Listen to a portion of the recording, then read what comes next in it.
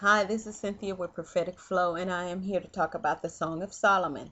Well, I think the Song of Solomon was put in the Bible for a reason. Sometimes they name that particular book the Song of Psalms. Okay, so it doesn't matter. The point is, it's about two people who are in love, and actually, what it looks like is the girl who was the love interest was a black girl, and Solomon was totally in love with her, and she was kind of ashamed that she was so dark skinned because the sun just kept her darker, but it only enhanced her beauty to Solomon. So he would just always come at her and talk to her about her breast being so beautiful and perky, and she was talking about his chest, and his legs looked like two ivory pillars, and so those particular words were words of affirmation. And affirmation is very good in relationship. We have to continue to affirm one another. And sometimes during our relationships, we forget that affirmation is very important. We will spew out more venom than we would love, because the more closer you get to a person, you know that you trust their love, and so you feel like you can say anything. But then we still have to use some restraint and know that just as much as we can say our negative stuff, don't neglect to say our positive things. And one other thing that I know that is very significant in there is the fact that they came together in a union. And hold on a second, let me get it so I don't misquote it, because you know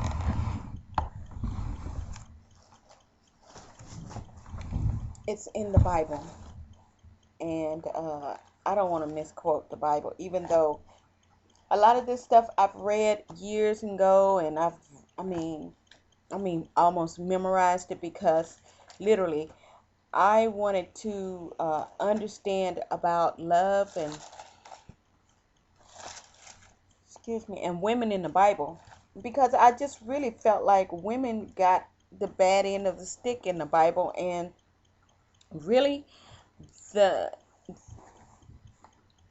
Jesus died on the cross to break the curses, but someone didn't notify the church that the curse is broken, and they continue to persecute women and make them feel as if they are lesser because of what Eve did.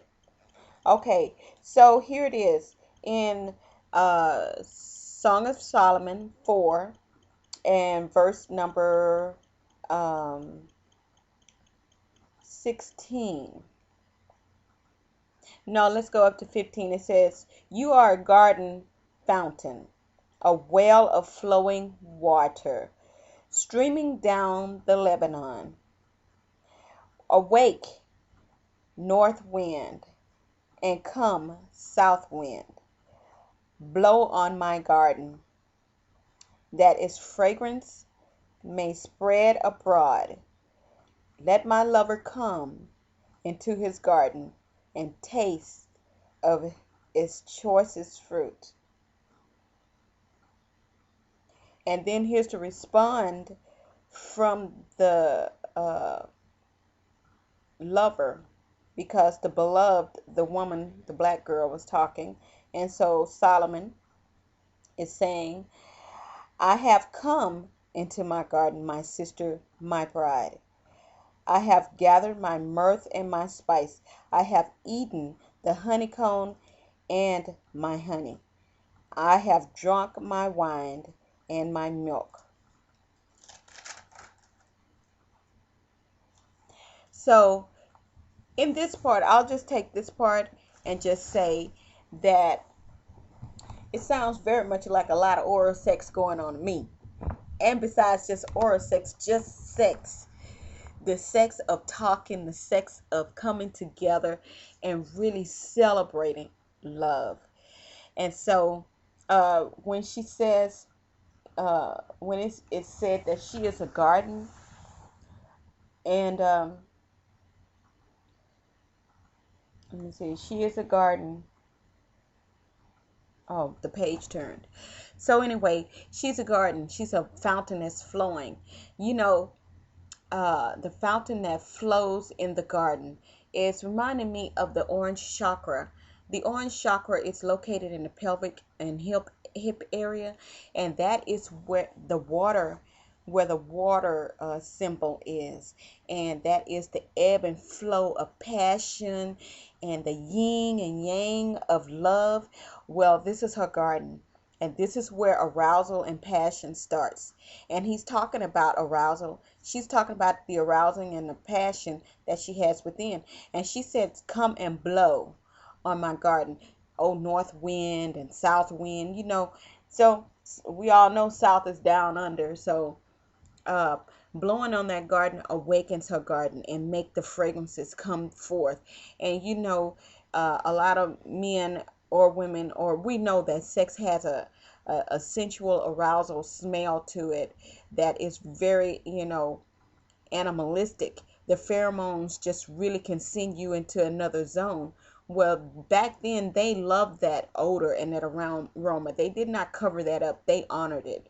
And so this is what they're celebrating.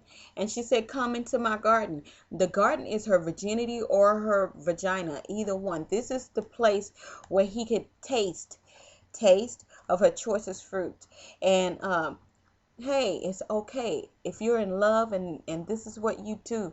You love on each other. You take all of your senses. The most sensual thing other than sex is eating, and they are one and the same. They all culminate to make one great big explosive situation become almost a spiritual situation. So in this, they celebrated the orange chakra, the orange emotion, the ebb and flow of the earth, water, and air and fire. Well, this was the water part, and this was the ebb and flow, and they allowed to let their sexuality flow. So there would seem to be no hindrances about sex, it seems like, in this particular culture that was going on. And so it was celebrated, even to the point that they celebrated the love of who they are. And he was talking about honey and the honeycomb and milk. And back in the day, the talk of a woman was almost like milk. It was just nurturing. And then a good woman wasn't just honey, but the honeycomb. So that means not only did she say sweet things, but you could chew on it. It was something that you could just think about the rest of your life and live off of it, because good women were better than the bad women, because they said even though the adulterous woman tongue drip like honey, it becomes like guile, bitter guile. But the woman who is of God, is like hers is not just honey, but it's like milk and honey. There's nourishment and there's sweetness, but then there's something that you can chew on for the rest of your life, because that's the good kind of love. And so he comes in to fill himself with that kind of love, and the myrrh and the spice. And some people say myrrh is for death.